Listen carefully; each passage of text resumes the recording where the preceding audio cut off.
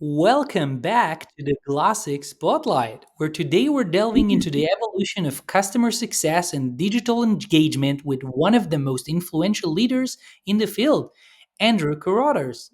Andrew has been at the forefront of customer experience and digital transformation at Cisco Systems, where as a founding member of the CX organization, he has played a critical role in shaping the company's strategies to enhance digital customer interactions. His leadership has helped Cisco dramatically improve service response times and expand its global partner program, driving significant improvements in customer loyalty and business growth. From winning multiple international customer experience awards to authoring the Publicity Handbook, Andrew's career is distinguished by impactful leadership and a deep commitment to driving customer centric growth across various industries. Andrew, it's fantastic to have you with us today. Thank you so much. It's my pleasure to be here. I'm a big fan of the podcast, so I'm excited to have an opportunity to be on it. Well, thank you. It's our absolute pleasure. Well, Andrew, to start our conversation, is there anything exciting or any recent accolade worth sharing with us today? Yeah, as a matter of fact, yes, I have recently joined the board of advisors for the University of San Francisco's School of Management Strategic AI program. So I'm going to help shape the program, be a guest lecturer, possibly, maybe present some Cisco case studies to the students there. So I'm excited about the opportunity to share sort of the latest in AI.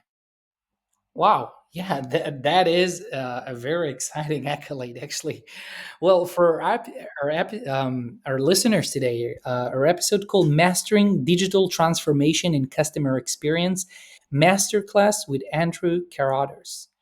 Andrew, with your extensive experience at Cisco, where you helped obviously build the CX organization, what have been the most significant shifts in digital customer experience over the last decade? How has Cisco adapted its strategies to meet these changes overall?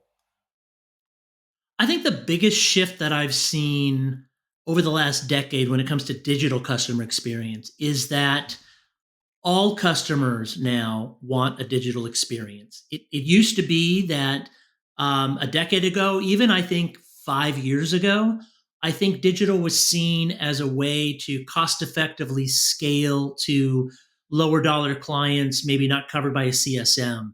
But now, what we've seen, accelerated by the pandemic, but it started before the pandemic, is that every customer, no matter their size, wants a digital first experience. That doesn't mean digital only, but it means digital first. And when you think about it, and that's certainly in the tech world, where I live with Cisco, but it's in the consumer world as well.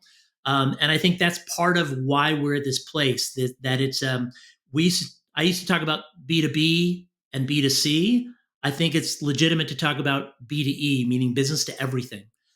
So what I mean by that is customers expect their experience to be based on the experience that they have in other parts of their life. So it's not just as a company that companies need to be concerned not just about how is the experience I'm providing, how does that compare to my competitors, but really Amazon is your competitor, the local retail store is your competitor. So given that, every customer now wants and expects to have the same type of digital experience that's available 24/7, that's available if they're up at night and can't sleep, or if they're at a soccer game on a weekend, or a football game, or whatever it might be.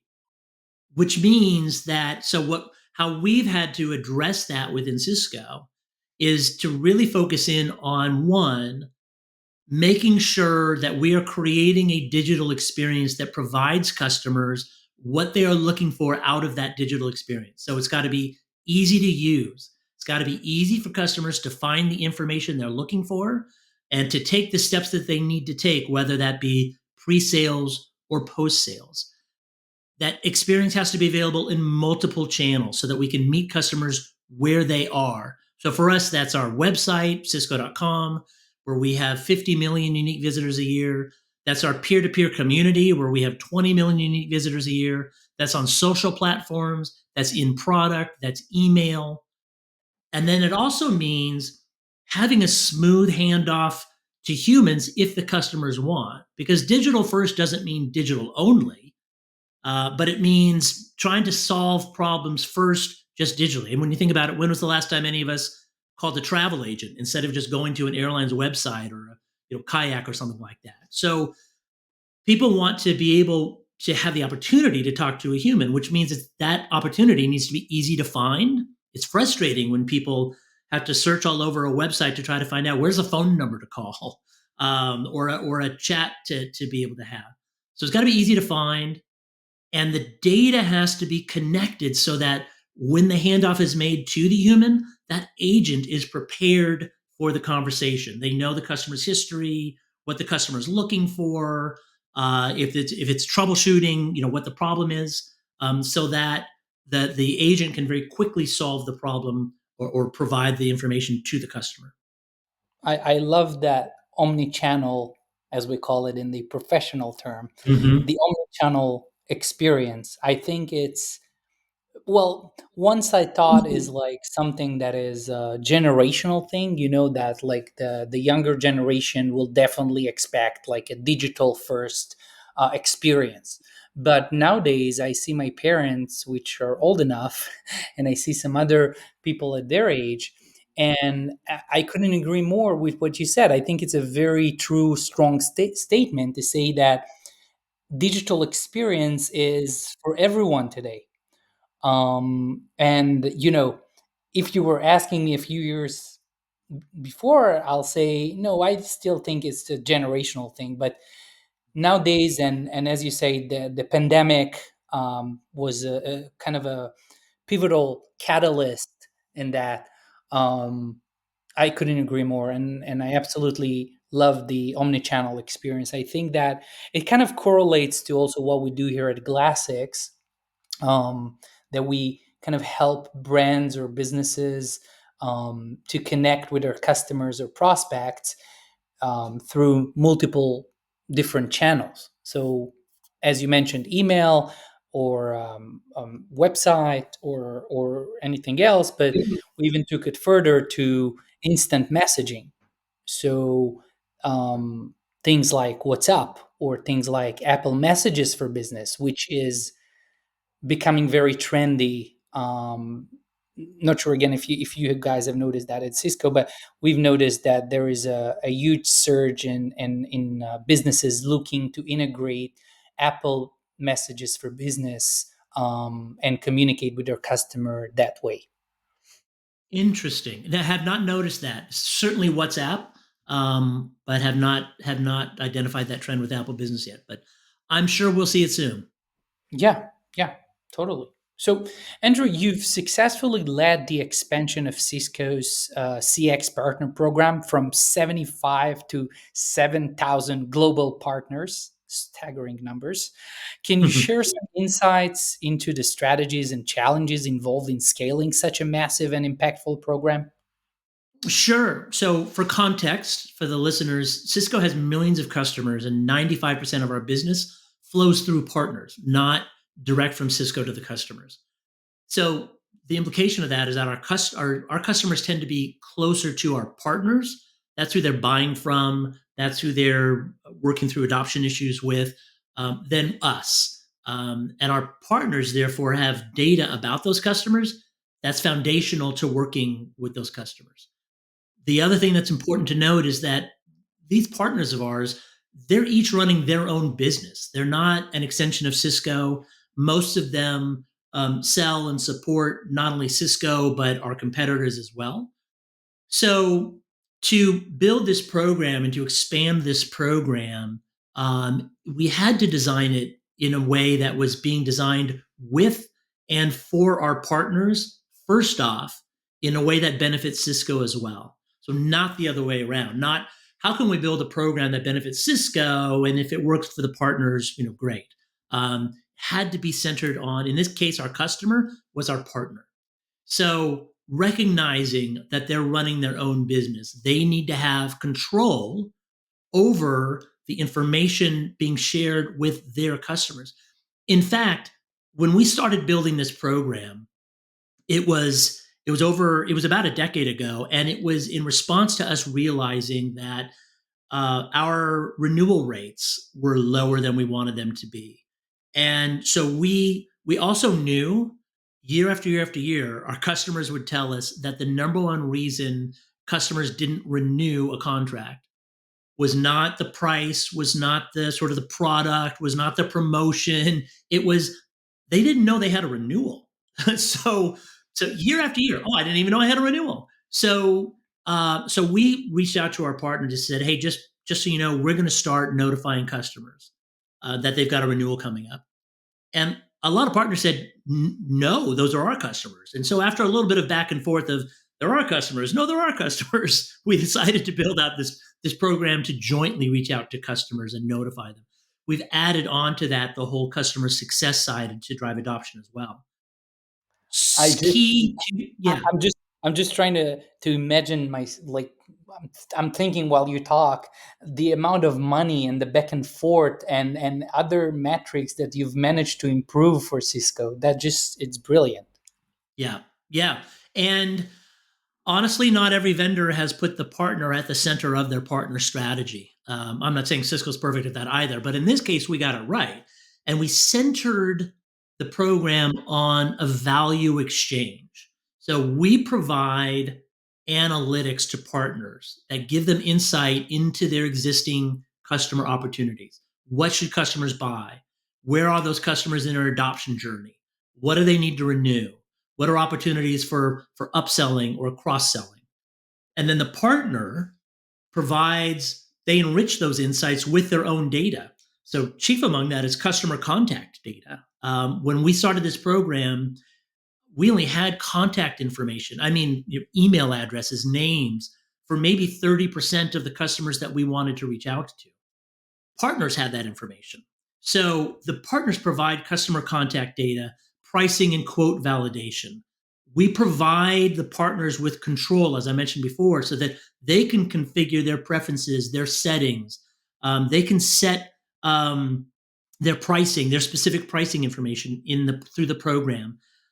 They can determine if they don't want a customer to ever be notified through this program, or if they just want to pause notifications going out to customers because perhaps they're in a sales engagement with that customer at the moment, so they don't want that customer getting notifications, not the adoption ones, but the renewal related ones that are a little bit more sales related. So they have control over what goes to what customers and when they go to those customers. So they're running their own business. They require that control. So giving partners control so that this supports their business the way they want to run their business was critical.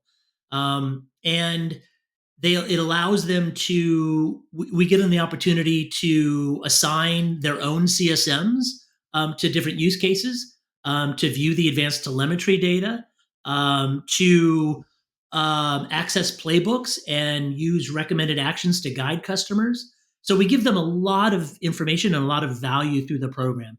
That's been critical to expanding the program from, as you mentioned, 75 primarily in the United States to 7,000 globally. Wow. Yeah, I know we work with partners. Partners are also the vast majority of our revenue, I'll say. Mm-hmm. Um, yeah, and I know that I think one big challenge is really expanding from local to global. I think this is um, a very big, challenge that often get neglected when you talk about or anyone else talk about how they expand the partners program. Yeah. So Yes, yes, and we and continue to have in region business development managers who worked initially to recruit partners, and we don't need to do so much recruiting anymore, but we still continue to have people in region who support those partners to make sure that they understand every month when we upload a new set of data, then we notify those customers, hey, time to review the data. That work with partners if they're not um, to make sure that they understand the information they have, to do quarterly business reviews with partners around their use of the platform and the program. So we continue to have a sort of a human engagement model on it. It's not only digital. We don't just sort of throw it out there to partners and hope they adopt. And there is also probably the localization thing with the languages and the different regions. And yeah, Yes, very much so. I can only imagine. Let's talk about the publicity handbook. So you're obviously the author of the publicity handbook, a Fortune Book Club selection, and a leader in customer success. How do you see the interplay between traditional marketing principles and modern digital engagement tactiques in building like a customer centric culture?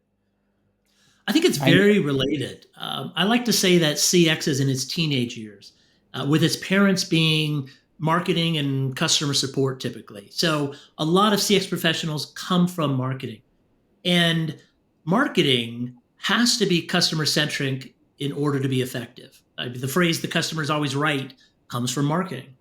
And we're now in what I call the age of the customer, where the customer is in the driver's seat rather than the company. So gone is sort of the 1950s or 60s age of Mad Men, and we'll tell the customers what they want, and they'll follow what we tell them to. I think for a couple of reasons, the barriers to create a company are much lower than they were 10 years or longer ago, which means there are many more companies created to compete for a customer's business. And then additionally, it's far easier than ever for customers to switch vendors, which means the primacy of experience and the primacy of being customer centric in order to build that experience. So I think the focus of traditional marketing on the customer and what the customer needs, and being able to, I think effective marketers are ones who really focus in on the customer and figure out how do we either develop a product or communicate the value of that product, including pricing the product.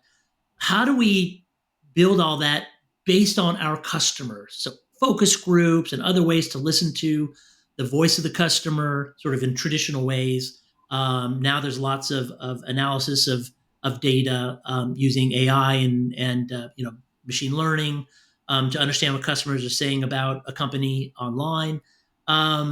I think that's sort of really grounded the need for customer centricity in a culture, as it is from marketing as well. So the two go hand in hand.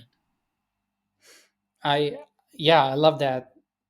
The entire how you framed it, I think it's brilliant. And I want to ask the next question for me, and I believe that our listeners will agree as well, is the $1 million question. And I'm very curious about what you're going to answer here. So, given your pivotal role in shortening Cisco's sales response time to customer inquiries from 2 weeks to just 15 minutes, yes, it's 2 weeks to just 15 minutes. Could you discuss the technological and organizational adjustment required to achieve such an improvement? Well, I'll try to give you $1 million answer to this. Thank you. It was a massive effort. It was a massive overhaul of process and platforms and data flow and people, and the way we had people handling these inquiries coming in. So this was pre-sales. Responses coming in, people looking for information around, pricing or product questions, whatever they might be, and thousands of these coming in every week, from around the world. And oftentimes they would sit for, as you said, for 2 weeks or sometimes even longer, before somebody got back to them. Because people would prioritize what they thought might be the largest dollar sales opportunity. But even the small opportunities matter, not only from a customer loyalty standpoint, but frankly, from a dollar standpoint. Shavings make a pile. So we had a lot of shavings that were being left untouched, and we were missing those opportunities.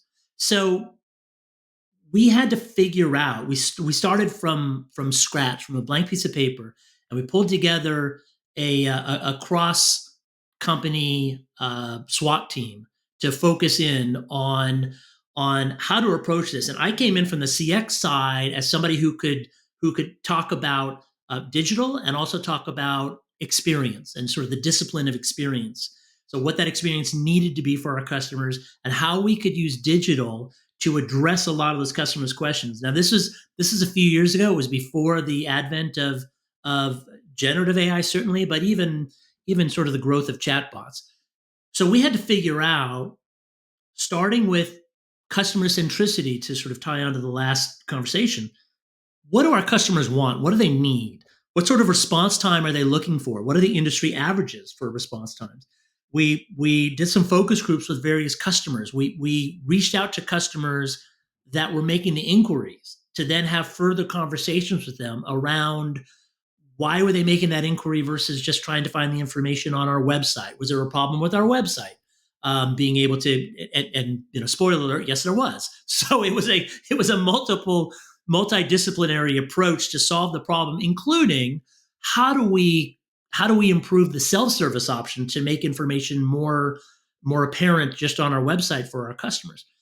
And then we had to figure out on the back end, how are we going to connect all of the data that we have from across the company: sales data, product data, customer history, pricing data, all of these different databases that tend to be siloed. How do we pull those together so that we could start with the foundation of the information that customers are seeking?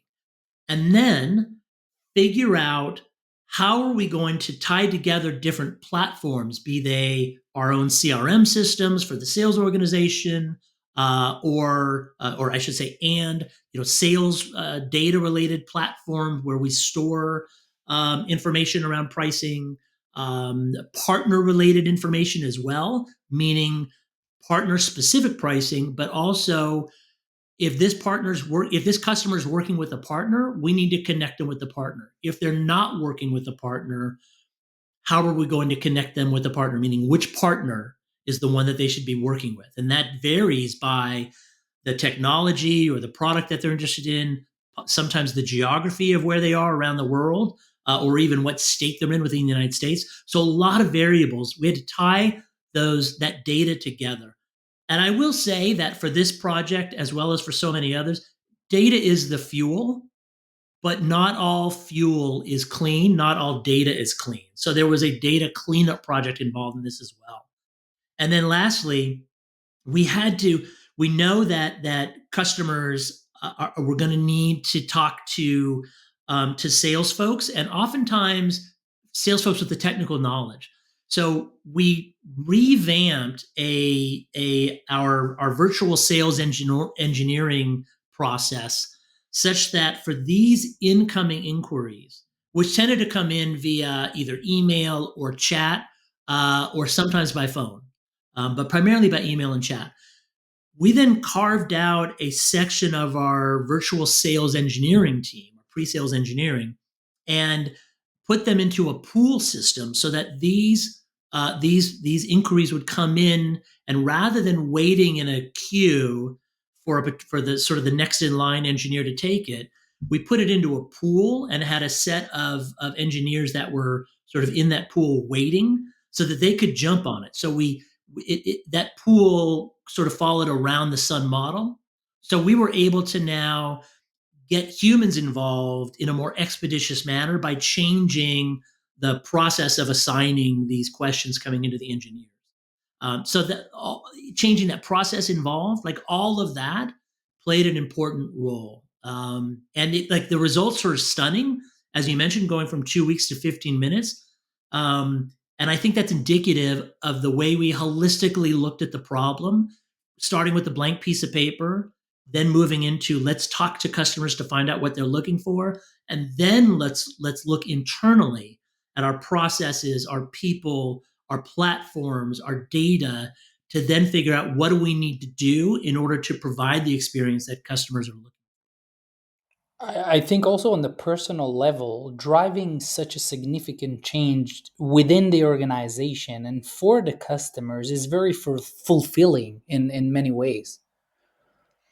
Well, absolutely. And we were able to drive this through because one, we knew it was the right thing to do for our customers, but two, for internal audiences, for stakeholders, we were able to point to very specific metrics, dollars and cents metrics. Here's the amount of money that we are leaving on the table. So even if you're not concerned about customer loyalty, even if you're focusing on this quarter's quota, let me show you how we can help you or your team, if you're one of the leaders, meet this quarter's quota. And that was significant. Music to the sound of salespeople. Totally agree. Yeah. So, Andrew, you have garnered multiple awards for your work in customer experience, including 8 international CX awards. What do you believe are the core components that distinguish award-winning customer experience strategies from the rest? Let's say That's a if you'll have to choose 3 core components, or if it's not three, then five, but the more the merrier, right? But I mean, yeah. if you'll have to say, if you'll have to narrow it down to 3 core components, well, you hold 8 international CX awards. It's it's a big number, that shows a lot about a person, about their professionalism. um, Please share your golden nuggets with us. Happy to. So customer experience is a discipline, and the results must be consistently delivered to the customers. And what I would say are sort of the three key things is one, digital first, and digital everywhere. We've talked about that.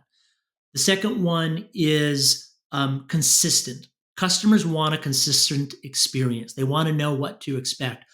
I believe that it's much better to provide a good customer experience consistently than an exceptional customer experience periodically. So consistently. And then third, I'll call it simplicity.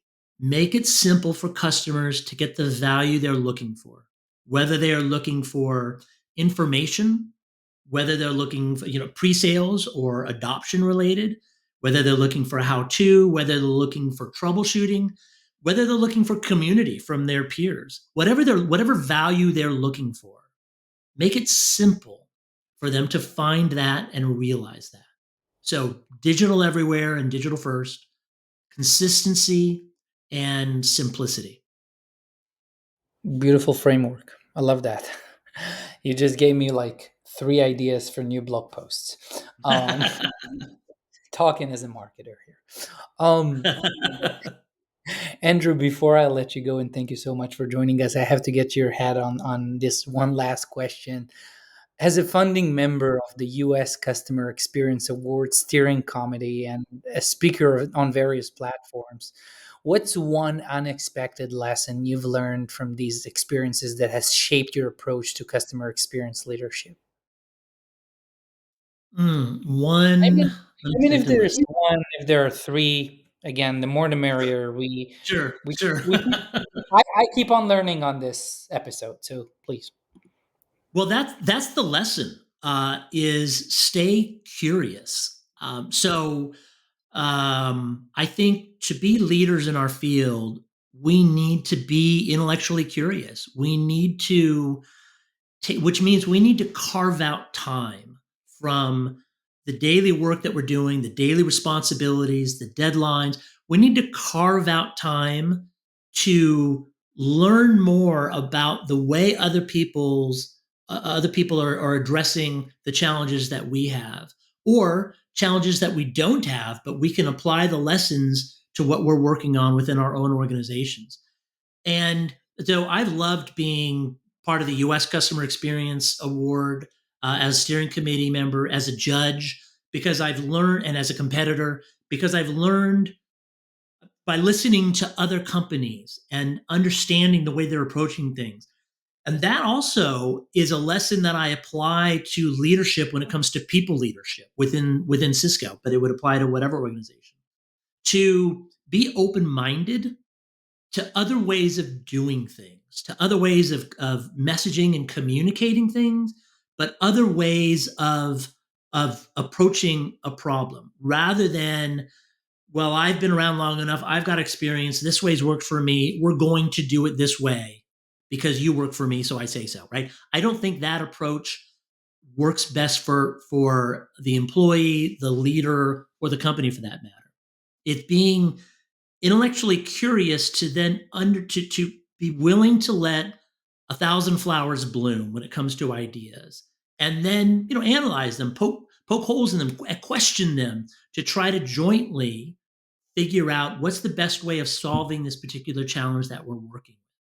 I think that is what makes great people leaders. And I think that same type of intellectual curiosity and interest in sort of people outside of ourselves is leads to better customer experience for an organization overall. I think that that is one, definitely one quality of world class leaders. I mean, being able to iterate, being able to not just listen, but also kind of adapt to others people opinions or other people's processes, and not just say, hey, I've done it that way for as long as I live, let's not just change that because you said so. And being open minded about adapting to new processes, and kind of working with the people for the process, it's just huge. And that kind of explains in very one way, um, why you've made what you made in Cisco. Beautiful. Well, I think it's easy for people, all of us, to get in a rut of what we know. And I think it's important to intentionally try to force ourselves out of that rut. Yeah, I know a guy who every year would take 2 weeks to go literally stand in a stream, sort of, knee high, stand in a stream and let the water flow by him and just sort of meditate. And another that's not what I do, but what I travel. I travel to Andrew, expose myself to new areas. I think we all should do that. I think this guy just adds easy Yeah, extra 10 years to their life. yes. Yeah, but it's not, it's not just suitable for everyone, I guess. I agree. Right, right, um, right. Traveling is important, no doubt about it. But again, is who you travel with.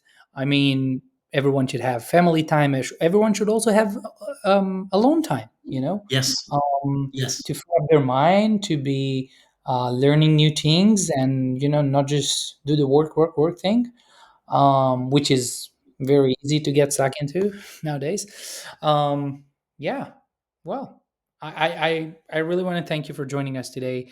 For our listeners who want to get more CX insights from Andrew or from Cisco, I urge you to follow Andrew on his LinkedIn profile. Andrew, thank you so much for joining us today. It has been my pleasure. I've really enjoyed the conversation. Thank you for having me.